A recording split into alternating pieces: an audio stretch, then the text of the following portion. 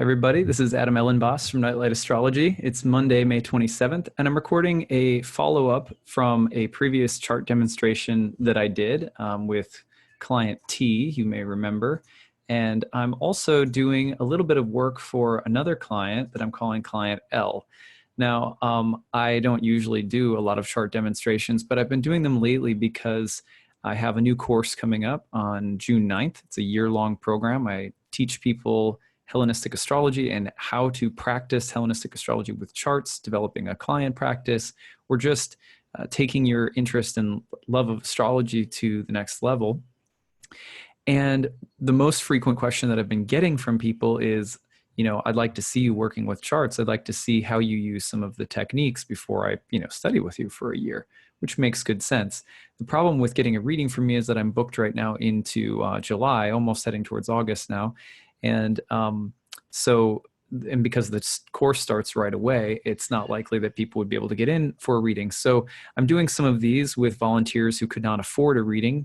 It's a good thing to give back a little bit. And then, take a look at these charts and try to demonstrate some traditional techniques and show how certain modern techniques might be used alongside of traditional techniques to basically say the same thing. The course that I teach, I sometimes call Ancient Astrology for Modern Times. The point of the course is to teach you fundamental sort of old school astrology, ancient astrology, and the ancient spiritual philosophy that our ancestors had. And then by doing so, also slowly move forward into looking at the charts of live clients and demonstrating the techniques and theories with live clients. We use only the traditional 7, the nodes, and fortune and spirit, the lot of fortune and spirit. This is basically what Hellenistic astrologers were doing, and we're using a lot of traditional interpretive techniques. However, as we go through the course, we're also building and showing the commonalities or similarities with modern techniques and how you can kind of juxtapose or lay them next to one another in practice as well. A lot of people suffer in astrology from not being able to have an economy of craft. An economy of craft means knowing how to organize and simplify the amount of things that you're using in order to say the most simple, efficient, and accurate things about the life of a client or the prediction and the forecast that you're making. So at any rate, for all of those reasons, I've been doing some more live chart demonstrations like this. The early bird rate for my program is in effect for just a few more days until May 31st. It's $12.99 if you sign up and pay up front. It's $1,800 with a 12-month payment plan. It's a really amazing certification program, but you can also take it in a more leisurely manner. You can take it remotely. I recommend being there for as many of the live courses as you can. It's held on Sundays from noon to 2 p.m. Eastern time, but they're all recorded and they're all put into a folder along with tons of bonus material and optional homework and stuff like that. So you can really take it remotely or take it live. And again, I always tell people to take it live if you can. And then there's a test at the very end, which you can take. And if you pass that exam, which is a chart reading that you have to perform in a written way, then I give you a certificate. And the certificate is just really just meant for you to build your confidence, especially if you're thinking of having a practice. You can say, I passed through Adam Elenbaas's one-year certification course. And it's good to study with someone who's respected in the professional industry, I've been practicing for 10 years. I've had lots of teachers of my own. I've read thousands and thousands of charts. Have been teaching people astrology full-time for 10 years. So this is all that I do. And if you're needing to build that confidence, you want a structured program, it's a really good thing to do. And whether it's my program or somebody else's, I always recommend people find teachers that you can commit to, because ancient astrology was an apprenticeship style of learning. You would most likely have studied with a teacher for a very long time and been trained to their methods, more or less, their way of doing things. And that also helps you cultivate your own way, which is obviously everyone has their own art form and their own voice as an astrologer as well. So it's my job to help you try to find that by also giving you really structured, guided experiences. So the course is very organized in that way too. All right, so what we're going to do in today's talk is we're going to revisit Client T. Now, Client T, I did a little reading of while I was in Seattle for the NORWAC conference. I'm going to put Client T's chart on the screen now so that you can see it. So here's Client T's chart. You might remember we talked about eclipses happening in the 7th and 1st house a nasty divorce that this person has been going through. And we said, across the first and seventh house axis, these eclipses, and we said that this person's also been going through a really rough time with regard to finances.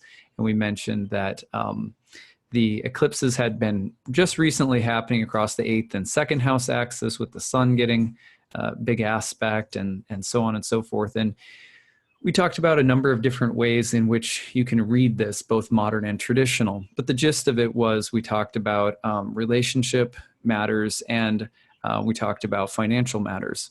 Now, I mentioned a few things in particular that I asked our client to write us back about. I never read for this client before, and I don't know their background, just as a reminder. So I had mentioned in reading the natal karma of a chart prior to doing forecasting, you always need to do that, because what we're trying to do is ascertain what the general life pattern is going to be. It's sort of like saying, in Ayurveda or Chinese medicine, what's your constitution, or humoral, Greek medicine or something like that. Like, what is your constitution? What's your type? Then you know what tends to happen physically to the person's body as they eat or go in and out of certain kinds of environments or whatever. Well, similarly, when someone says, I'm having marriage problems or financial problems, what we need to do in a chart is get the pulse of marriage and finances. What is the natal karma? What does the birth chart say about these topics? Because the birth chart is kind of a barometer for all the different kinds of karma that we have in different areas of our life, which will play out in different ways at different times according to the timing techniques that we use. So the birth chart is just a base, and the birth chart is really in many ways more of a tool than it is any kind of really, the birth chart doesn't tell you everything, right? The birth chart kind of gives you the lay of the land, and then timing techniques such as annual perfections, transits, zodiacal releasing, progressions or directing the chart, etc. All these different techniques are telling us how and when the different kinds of karma are going to blossom, and how acutely, or in what manner or mood or mode. So at any rate, we had talked in this chart about the potential for client T to deal with their finances being ruler of the second house sun, being intertwined with spouse's finances to their detriment, even though it would also create some upward social mobility with the ruler disposer Saturn in the 11th place of good spirit, the place of allies. So I had pontificated about that. So I'm going to read you just a portion of client T's response. Oh, and I had also speculated with Venus, the moon, and Jupiter in the 6th house that this person might be into both traveling and some kind of health or nurturing profession. There's a variety of reasons for that, but that was one thing that I speculated about, and I said I thought it would be interesting to hear more. So she said, client T said, I could write pages and pages on how my finances and first of all, she said, thank you. That was enlightening, depressing, overwhelming, and yet somehow I feel very seen. I want to comment on that first. Thank you for being honest, client T. That is an honest response to what an astrology reading should feel like most of the time. Not necessarily that every reading should be depressing, but that getting to know your karma shouldn't be like feeling like you won the lottery. If you go to an astrologer and your main thing is, I hope I'm going to hear a bunch of stuff that I like, then basically what you're hoping for is, are good things going to happen to me? Are good things going to happen to me? And that kind of mentality is a gambling type of mentality. It's the same kind of mentality that you get when you spin the roulette, the slot machine wheel or whatever, you pull the crank. A lot of people treat astrology readings like a crapshoot. Will I get something? Will it go my way? And that's not what astrology is for. Sometimes things like, good news comes out of a session. We try to build people up and be encouraging, because life is filled with ups and downs always. You can always find something that's generally going to swing up when things are swinging down. That's common sense.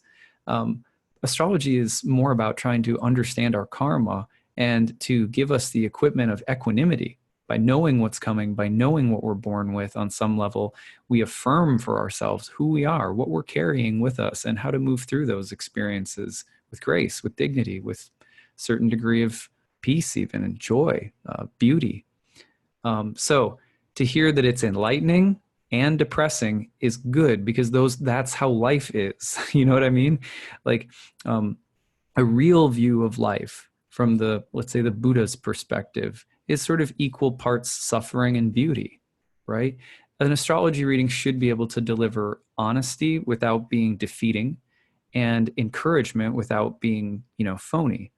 So that's a tricky thing to do within ourselves as readers, right? So if you're studying astrology, it's not easy to deliver something like that for somebody. And it's a good thing if we can. Overwhelming, yes, overwhelming, especially when you're in the thick of a really transformational moment. Not every day in life feels so overwhelming, and you are going through a lot right now. So we'll just say that for our client T. But also saying that you feel seen. That's the main thing, is the feeling of being witnessed, the feeling that the larger cosmos bears witness to each individual grain of sand, what to speak of a human soul, right? So she says, I could write pages and pages on how my finances and relationships have been intertwined. So she goes on to tell a story about how finances have been deeply intertwined in her relationships. And it's a very long email, and it was very interesting to read. And so I don't want to read all of it, but I will just say that there was a lot of traveling abroad. Interestingly enough, she is indeed a nurse. That is also a part of the story. So those were two sort of more, throwing the dart at the dartboard, sometimes you hit. So we got those things right. But also, her story of finances has been deeply intertwined with her spouse that she's now going through a divorce with. And the basic gist of it was that it was someone who facilitated a lot for her financially, but was also intensely controlling.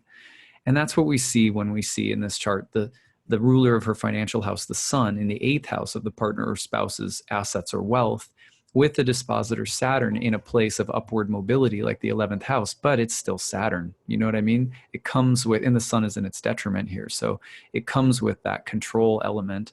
And then the south node being in the 2nd house, we also know that there's going to be some loss. There's going to be some diminution, some decline, some hardship around the sun and its position in the chart. So the eclipses that were happening in 2 and 8 when she was born are telling that story. Now she's, trying to turn over a new page. And we talked about some of the once the eclipses move on, Jupiter, a relationship on the horizon with Jupiter moving into her 7th. And the warning about being careful about getting into another relationship that's similar. So our client confirmed all of those things, the long life background of issues around money and relationships, and also the nursing background and the travel background.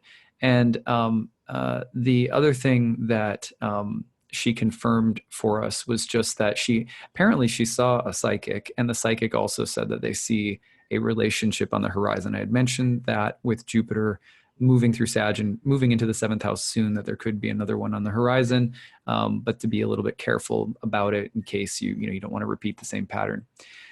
So client T was relieved to at least know that once the eclipses are complete, that the intensity around this should kind of settle down. So I just wanted to share some of those results with all of you who paid attention to the last one. If you didn't, you can go back and look at the birth chart demonstrations on marriage and money. Then we have another client today we're going to take a look at. We're calling this individual client L. So client L had a few general questions for us, and I'm going to just list them for you. And this is a lot of the times what you get as an astrologer. People will come in for a reading, and they won't necessarily have anything specific that they're reaching out for, just a general reading. And they may have a few topics of interest. This client L wants to know about home, financial situation, writing, and creativity. So in a forecasting sense. So when we do something like that, those are a lot of topics, right? So I'm not going to cover all of that today. I'm just going to say a few general things to show you a little bit more about how traditional techniques work. So first of all, I'll just say that when people reach out for a reading and they have very general questions, it's almost never as easy as when someone has a more specific question based on something very specific that's unfolding in a lot of context that they can provide. Once the more context there is, the more that the chart becomes, and the techniques that you use become a little bit more like a Shakespearean play, and the stagecraft becomes a little bit more specific and easier to read. and you can make predictions that are a little bit more accurate.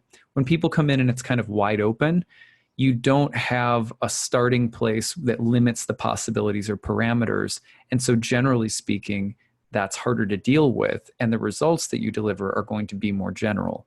So these are the kinds of things that we discuss in my class when we go through having 10 live clients and having those live readings and then breaking things down afterward.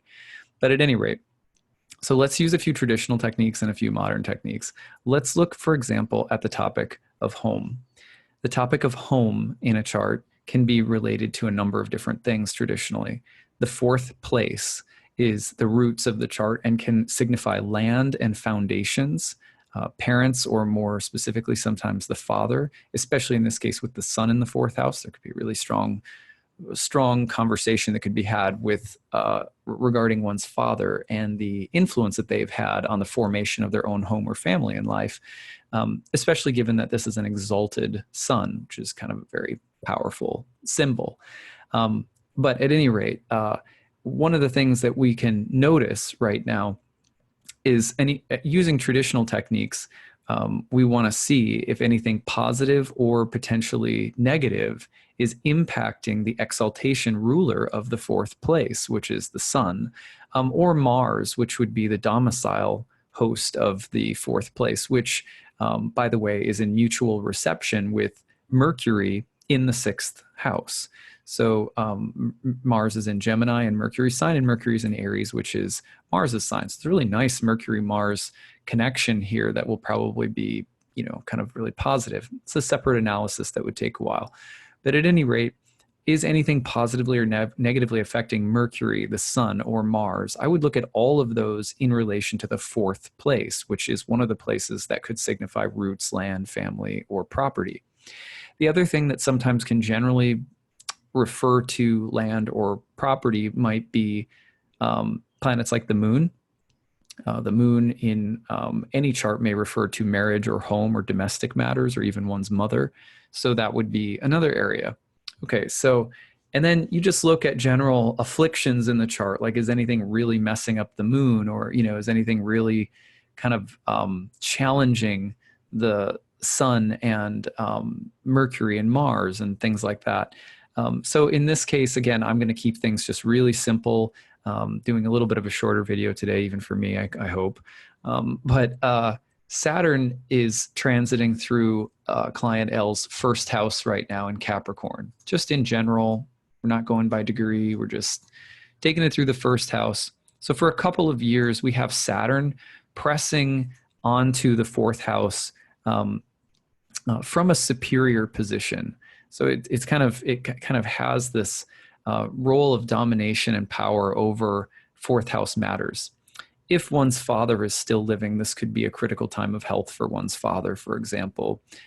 If one is, there could be a lot of work or burden or debt or obligation or responsibility relative to home with Saturn pressing down on the fourth house planets. So those are general things that will probably clear up when Saturn enters Aquarius, which begins as early as 2020, but maybe establishing itself more firmly in 2021. So I would see this as a potential period of time where, there's more of that Saturnine heaviness. And it could take a toll on our native too in the first house, even though Saturn is in its own sign here, probably more productive in general. This could still place a burden on the individual's health or their energy or their vitality, or their mood. And there could be a lot more work associated with family duties, family obligations or responsibilities, or property, things related to property, rebuilding something, remodeling something, kind of Saturnine restructuring things. Or you could also say that in general, again, the Saturn sun is sort of exhausting sometimes, but also creatively productive. You think of Sun and Saturn, and you kind of think of pushing a wagon full of, raw materials through the countryside on a hot day. It's going to go out into a field and you're going to build something with it, kind of like a Saturn sun feeling. So that mood could be there, but also you're looking at, the potential for some strain or heaviness. Saturn is the lord of time, death, old age. So again, sometimes that'll place pressure on father. Now you're thinking probably more acutely when Saturn ends up going into a square with the sun perfectly, which will happen next winter. And it's going to do so, add in a modern technique alongside of Pluto, which is squaring the sun right now. A time of regeneration, a time of death and rebirth is thus appropriate for both Saturn and Pluto's square to the sun. I would say Pluto gives a little bit more of that mood or feeling of a destructive and regenerative process. In traditional astrology, you wouldn't necessarily get anything less from talking about Saturn square to the sun for a year, but Pluto's added in here does add a unique, a unique depth and intensity and stuff like that. So kind of the death and rebirth around home and family, and that'll be most acute during the winter of 2020, January, February, March, especially. But all of 2020 should be about the culmination of this experience, as Saturn will also be finishing up mostly in Capricorn. So that's a way of looking at the kind of period that this individual is in with regard to things like family or home or property or even father. Now, we could look, the other topic that the individual was interested in was finances. For the financial situation, we're going to be looking at finances can be seen in a variety of different ways. Again, so I'm just going to give a few. One would be the second place, which is a place of income and expenditures. The other could be the eighth place, which is related, for example, to other people's wealth or money.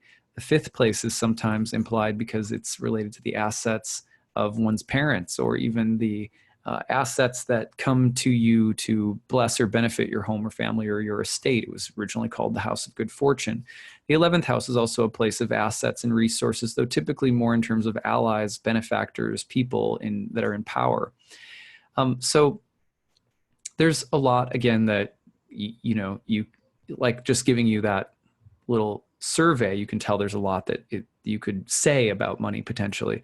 Let's just say that this individual is, with no planets in the second, is really looking at Saturn as the planetary host of money or finances or something like that.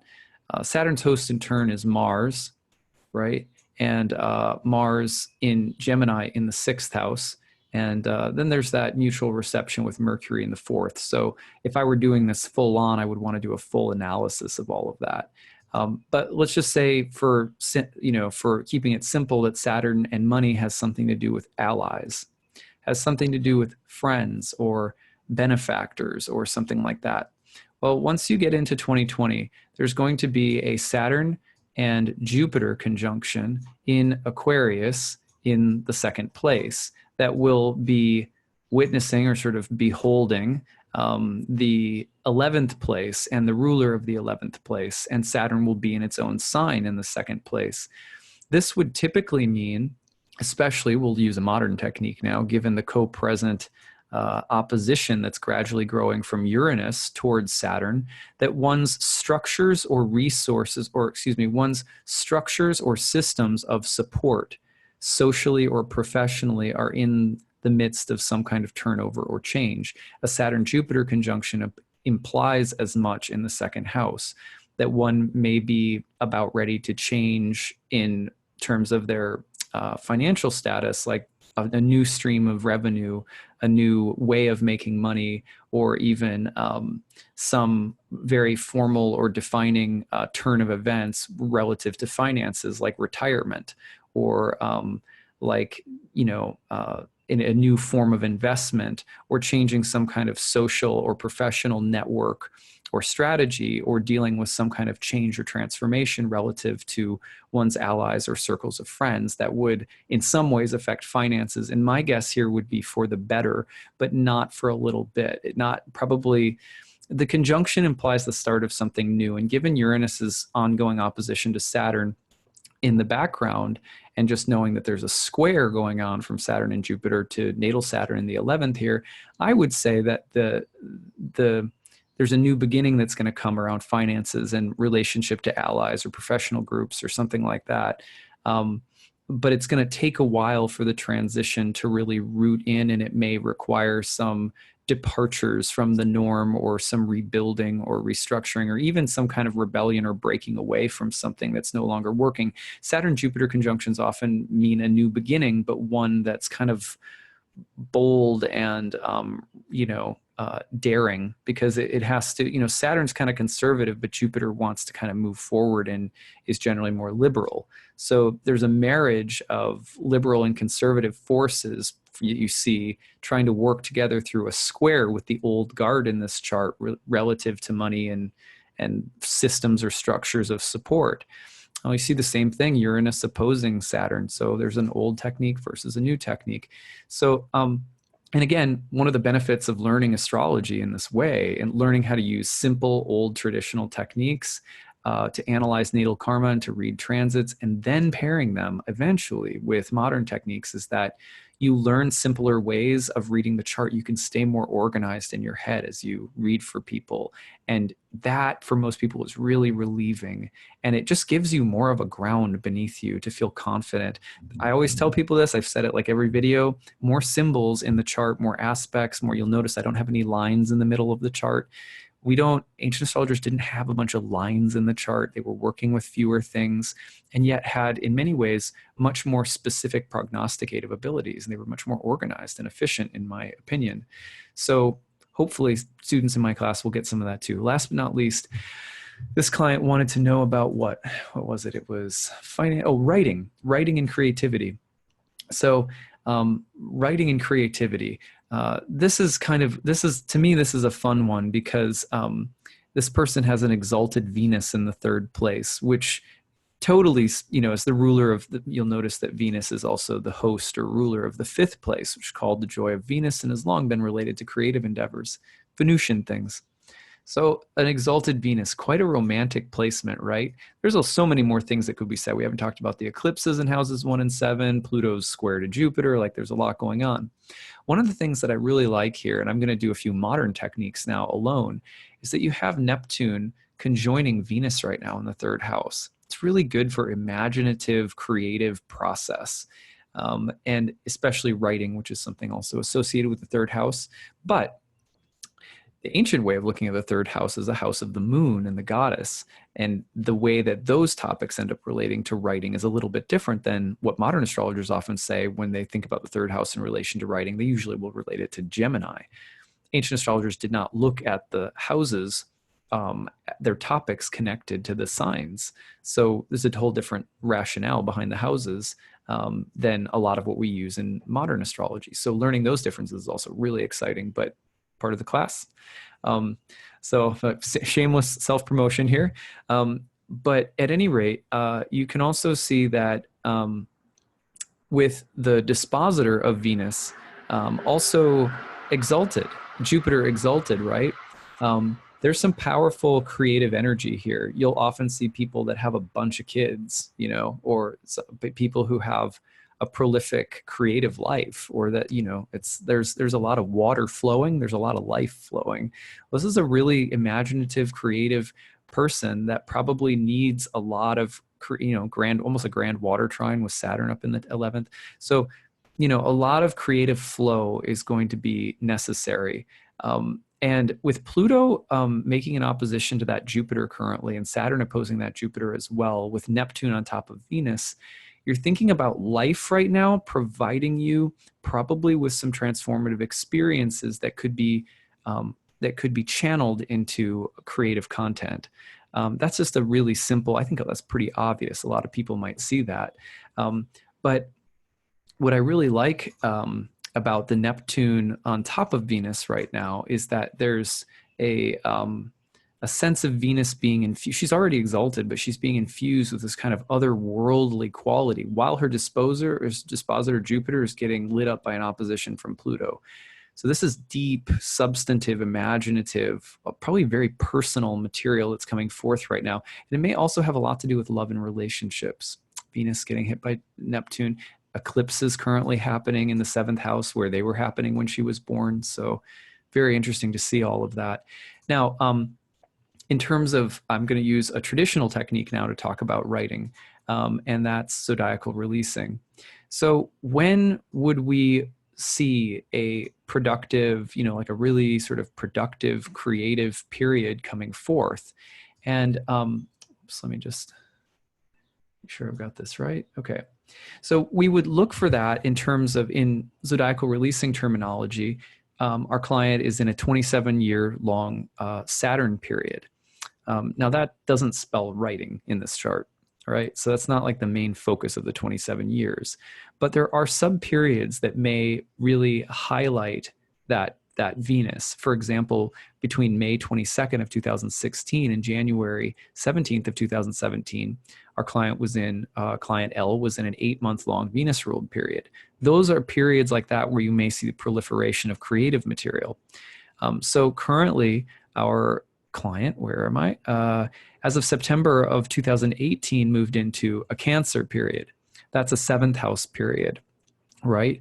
And it contains the dispositor, Jupiter. The Cancer period contains Jupiter, which is the dispositor of Venus. So what I'm thinking about between September 2018 and September 2020 are events in life that could fuel some kind of creative response. Because when the ruler of a creative planet that's doing creative things, when the ruler is hit and it's an exaltation ruler, or it's in its exaltation, you're often talking about peak events of karma, of destiny, of fate, of fortune. That's an exaltation ruler is all about. When that's getting hit, life events are happening. And if they're connected back to Venus, then the potential for some kind of creative material coming out of that is there. But this isn't what I would call a period creatively that's led by independent creative activity. I would say it's a period that's defined potentially through being responsive to life events creatively. So it's a little, that's how I would classify this time period that lasts all the way until September of 2020. At that time, September 28th of 2020, we switch into an 8th house Leo period ruled by the sun in the 4th. At which point I would imagine that, again, the topics of father, but potentially death or turnover or generational change in the family, that can't be unheard of. That our client was born in 1955, so if her father's still alive, he would be very old. I wouldn't say that if it were someone who was 20 and their dad was like, 45 or something. But you get the idea. So potential for some death, metaphorically or literally, during that next period between September 28th, 2020 and April 21st of 2022, but it's plugged into that sun in the 4th house. So her original question about home, that's the really critical period for home. Even though Pluto square is happening right now to the sun, even though Saturn square is happening to the sun, once you get into September 28th of 2020, a little over a year from now, that period of time is also really intensely focused on the 8th house and the ruler, the sun, in the 4th. So that's when the deeper transformation around family, home, and property is likely to occur. And it often happens that way. Zodiacal releasing is great because you can use it alongside of transits to get a sense of at what part of the transit, because they're oftentimes very long, will the most critical transformative events occur. In this one, I would therefore say that the real transformation with home and family, even though it's really intense all the way, into 2020, is likely going to take place from September of 2020 onward, and may last, and the impact of which may last all the way until April of 2022. So again, some of this is really rapid fire, but client L, like a lot of the clients that I work with, could not otherwise, afford a reading. That's usually the criteria that I work by. So hopefully this was helpful and a gift that you have some sense of where the path is leading. For those of you who are interested in studying with me, I hope this was illuminating. If you like my mood, if you like the vibe of how I read charts and how we look at things, it's a great program. We spend a year together. We go, 30 classes, 12 guest lectures in addition to those 30 classes. Lots of live clients, lots of conversation. If you love astrology, it's a great program. So I pour my heart into it every year. So thank you very much, everybody, for listening. Thank you to both client L and client T. Prayers to both of you for support and courage in your heart to go through the ups and downs of your life, knowing that you're being guided, that your life is sacred and beautiful. Okay, that's what I've got for you guys. Take care, everybody.